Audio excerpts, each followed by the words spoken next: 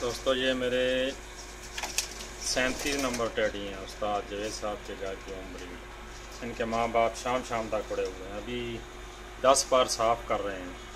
9 कली के हो गए हैं, 10वीं कली गिराई है। ये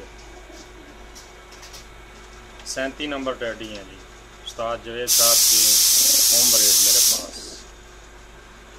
बहुत नायाब ब्रीड है ये, जोड़ों के लिए लेके आया हूँ।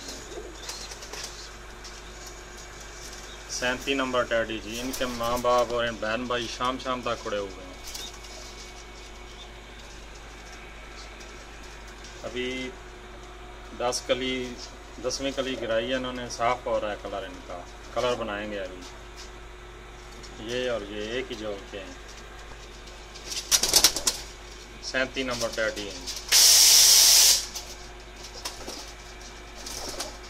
कैसे लगे आपको?